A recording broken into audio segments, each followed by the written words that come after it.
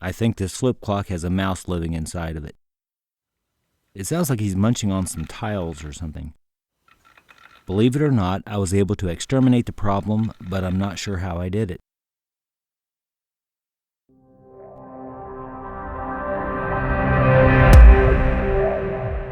And welcome, flip clock fans. You're looking at a LEFF Amsterdam Brick clock with a serious issue. LEFF Amsterdam is a company in, of all places, Amsterdam, the Netherlands. The company LEFF Amsterdam sells hipster-looking things like unusual watch styles, what they call tube clocks, in addition to this exceptionally large brick clock.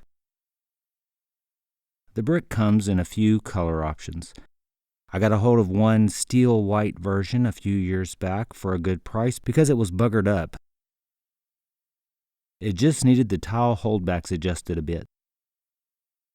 Here's the back of the clock. It has some sort of manifesto written back here, some sort of propaganda.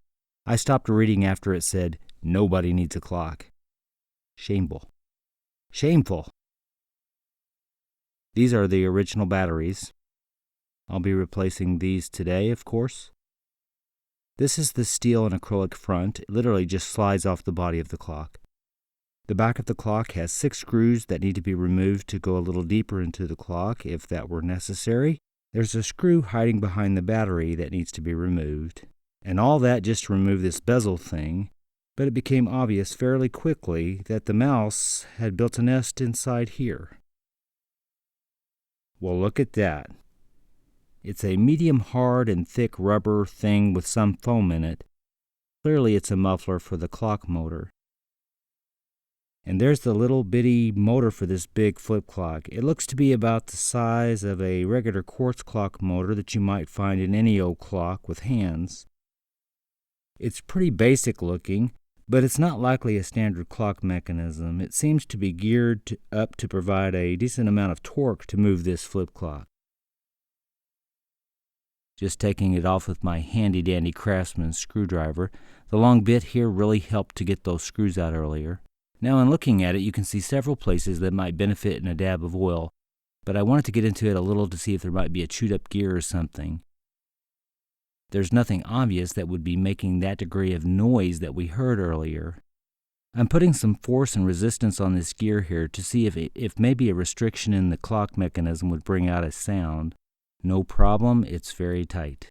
I give this motor a very good looking over, but can see no major issue. Everything seems to be working just fine. Now what I eventually saw was a jostling around of the gears near the rotor.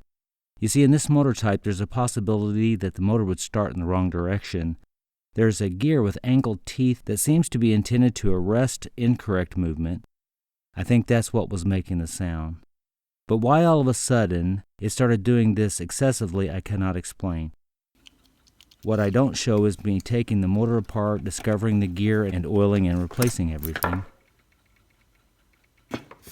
What I've concluded is that somehow the mechanism shifted or somehow became bound up. After removing and adjusting the various screws, putting it back on the clock, taking it off, I eventually silenced the motor, but I'm not exactly sure how. While I have no specific fix here, you've got to admit it's curious. Maybe this will point someone in the right direction someday. Well, it's been running several hours with no unusual sounds. Flipping fine. Well, thanks for taking the time.